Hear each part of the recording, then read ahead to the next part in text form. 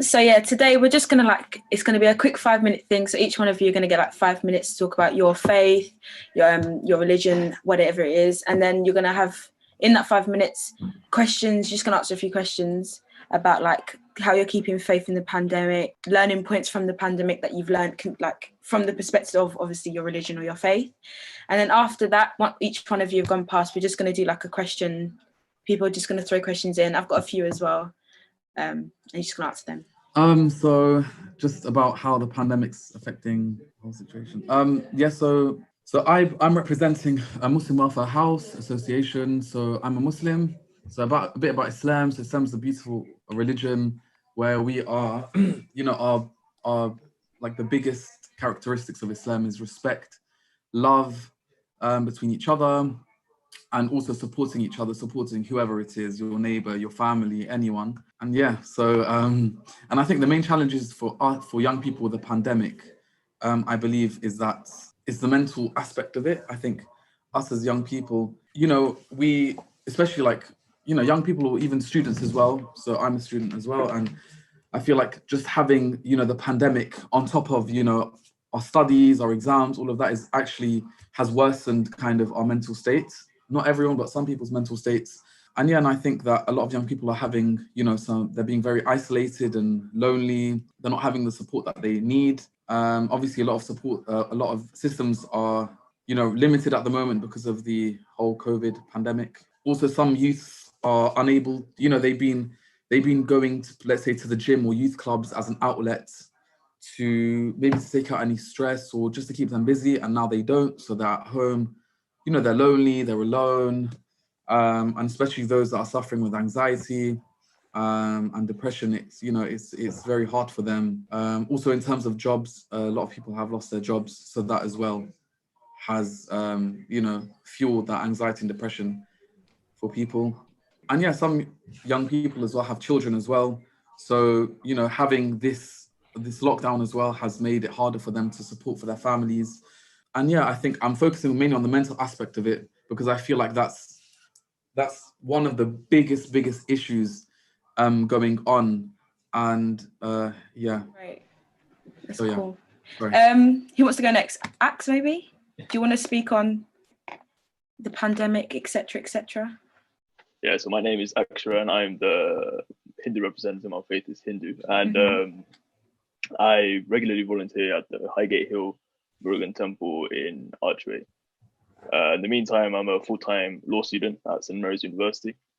And so speaking of lockdown, speaking of the pandemic, speaking of faith, I think it's fair to agree on the idea that lockdown has essentially slowed down our lives. Like it's made anything that's been a chaotic sort of life, anything that's been a chaotic sort of lifestyle, has certainly become something of a lesser impact. It's something that we can control and something that we have more time to modify during lockdown. So I think one thing that lockdown has provided us with is more time to connect to our faith, more time to connect with our faith and strengthen any sort of relationship that we have with God. Now, regarding Hinduism, I think one way I've been able to approach, a better relationship with my faith is by doing everything that we would normally do in terms of what we do in the temple, what we do in practice. We just do it within the family. So there's the communal aspect of our religion is certainly being magnified and certainly being exemplified during these kind of times. So, for example, what we do during lockdown is that every Friday, every Tuesday and Friday on auspicious days, we get together as a family. We go upstairs and go to our shrine, and we light divas.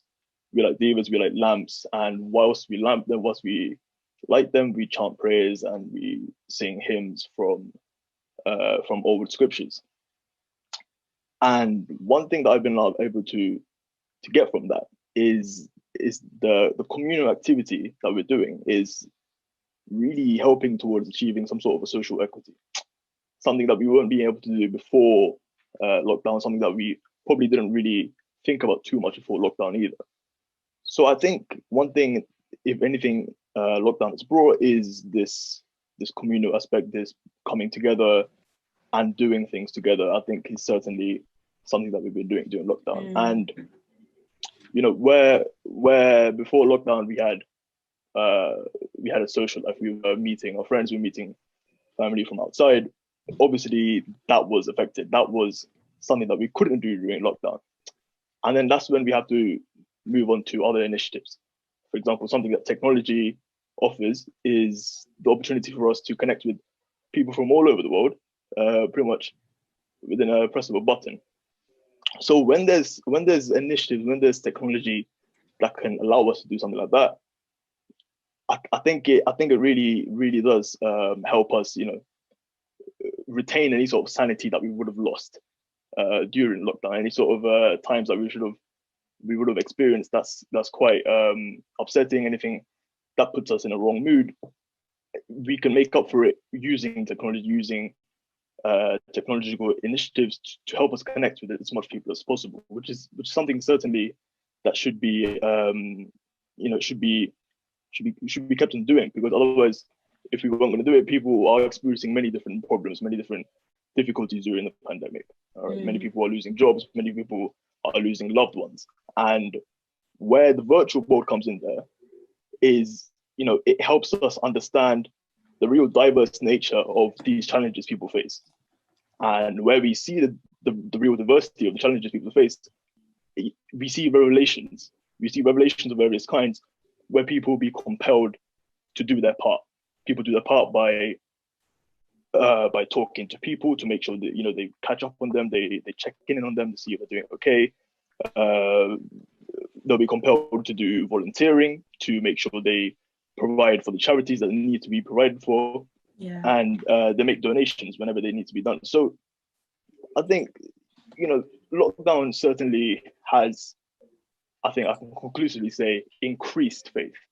You know, just brought people together, brought people into this sort of the same belief sort of system. Definitely. And technology has definitely been one of the assistants, something that's catalyzed this whole sort of that's all it is. Yeah, no, I think we get what you're trying to say. Yeah. Phoebe, do you want to go next, maybe? Yeah, sure. So hi everyone, my name is Phoebe, and I am here talking from the Christian perspective. So I am serving as the Methodist Youth President for 2020 to 2021, which means that I represent all of the children and young people in the Methodist Church in Great Britain. But tonight I'm talking more on a personal level.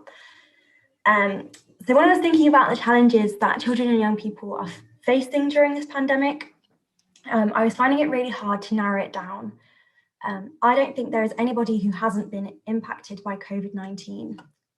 However, both within and outside the church, we know that there are injustices that have been highlighted and exacerbated by the lockdown.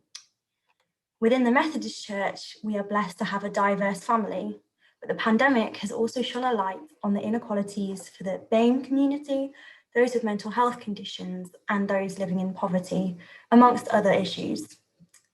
But what has acutely affected young people in this pandemic? A key issue has been education.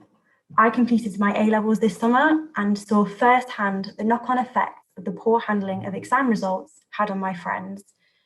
Furthermore, the statistics show that the algorithms disproportionately favoured students who attended private institutions, whilst many students from state schools had their grades lowered. At the moment, students are now under so much pressure to bridge the gap in learning after missing school for months. What is even more challenging is that students who are already from disadvantaged backgrounds are now even further behind their peers. But what are the unique challenges for young people within the church? For me and many others, the lack of physical gathering has really impacted my sense of fellowship at church. In a time where teenage mental health is particularly under strain, not having the physical support of my youth group or my minister or my church family has been really challenging. It is worth noting that according to research, children from low-income families are 4 times more likely to experience mental health problems than children from higher income families. So, as a church where we're more able to reach, while we may be able to reach some children and young people, it's extremely difficult to reach some of the most vulnerable members of our church. Talking about how do I keep faith, in the Bible, James 2:17 reads, "Faith without action is dead."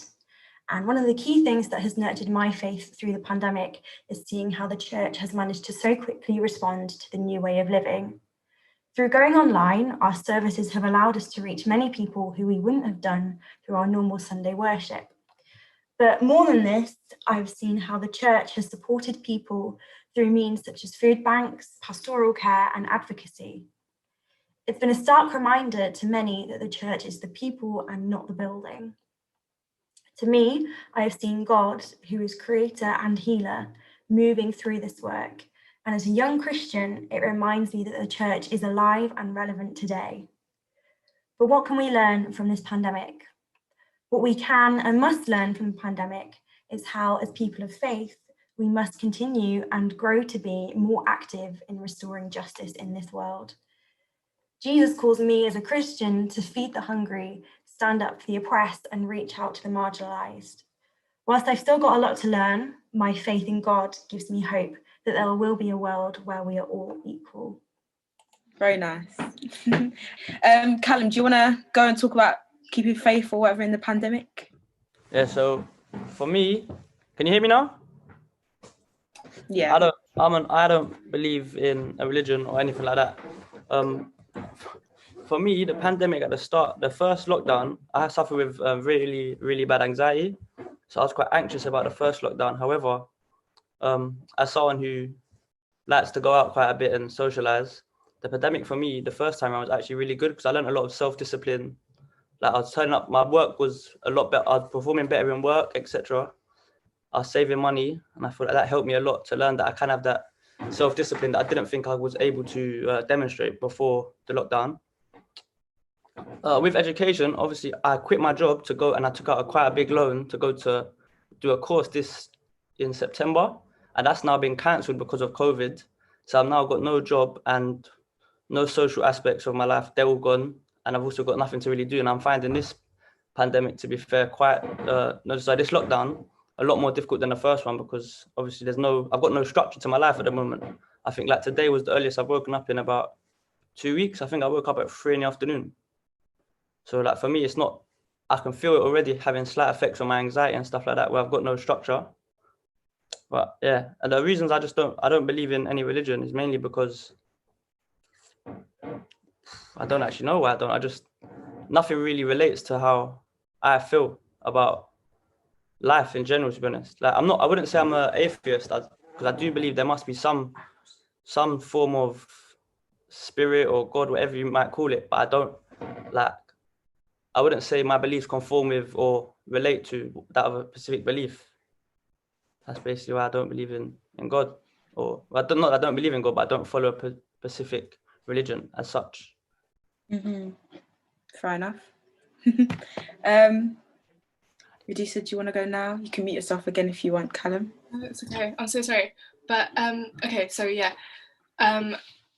I think I agree with a lot of things Callum was saying, actually. The idea of there being a God, like I think the idea that something is overlooking all of us gives us a sense of hope. So that's one thing. And second, the idea that also the pandemic has taken away any sort of structure in our lives is mental, because I don't think right now currently, because I'm an A-level student, I'm a uni student and I study maths, but I haven't moved out to uni because of COVID. So any sort of social aspect in my life has been completely stripped away. So I don't have that meeting new people whatsoever. I don't even going out with friends and everything's online, everything's FaceTime. And as much as you can FaceTime someone every week, you will always have that sense of loneliness. If it sounds like really sad, but it is what it is. And how I got through first lockdown, terrible. I cut off all my hair. I quit a job which I actually really enjoyed because I was scared of getting COVID, and one of the scariest things for me about COVID was not even me getting it was about giving it to my parents, because I think they're not high risk, but to some extent they're high risk. So it's and I was working at a restaurant, so if I was to catch something off someone else and give it to my parents and something were to happen to them, I wouldn't be able to deal with that, so I had to quit that. I didn't see a lot of friends at all, and the idea of coming back to normal, I think someone called it, it was like it was on Twitter, it was this thing where it's like, even when we come out of this pandemic, we're going to have like PTSD of corona, where being in like a large group, you're just going to feel icky because you've been like, we went through this phase where if you saw someone walking on the street, you would cross the road to avoid them. So now everything coming back to normal is going to be mad as well. And also the idea of having faith is everything has to come back to normal. I feel like just like every good thing comes to an end, every bad thing must also come to an end. And if you look at it from a government point of view, the government can't just let this go on. If you think about it, they are talking about vaccines. So I don't know if you guys heard about that, but they are talking about vaccines. So that's some sort of hope, I guess, you can have. But also, they have to fix it. Like, it's one of those things, we can't go on like this forever. Even if it is, we will get through this. Yeah. Okay. Thank you. Okay, that was lovely. I think now we're just going to sum this conversation up, and we're going to hear from Elizabeth. If you'd like to go ahead, just close out today's conversation. Hi, I hope you can hear me. I'm the chair of Islington Faith Forum, current chair, very privileged to be so. And I just wanted to compliment all the speakers. Fantastic conversation, really, really articulate, so many good points, so many questions that came in from our online audience. This is our regular interfaith youth debate. We do it every year, but this year, obviously, we had to go online because of the pandemic. And I learned so much. I think we've all had a common experience in lockdown, where on the one hand, we've personally experienced some negative effects. So it was heartrending to hear about your stories about feeling alone and lonely, and sometimes, it impacting your, job security and also your studies. So just congratulations for keeping going and for making the time to join an event like this. But I think also there was some stories of, some insights into the incredible opportunities we've had both to self-reflect. So whether that's kind of deepening our relationship with our faith, whether that's, with our families, because, we're going out less, or whether it's working with the communities more. So, providing, as so many faith communities have in our local borough of Islington, so many faith communities have been providing daily meals, other kinds of support, mental health support, visits, medical help. So I think that we are, I think we're very fortunate to live in this borough with this very thriving community, so many different faith traditions and working across faith. So I feel really, really encouraged by this conversation, and the idea that we are making these conversations happening, that this tech is helping us to connect sometimes, across our divisions, and that we are reaching out to make more of these conversations happen. And I think that one thing is that, having this diversity helps us develop a different view, a more global view, which then in turn helps us to reflect on our own situations, and perhaps gives us a sense that despite the hardships of this pandemic, there is also this potential, this huge, in a way, what we talked about, also this explosion of solidarity. I really liked that idea that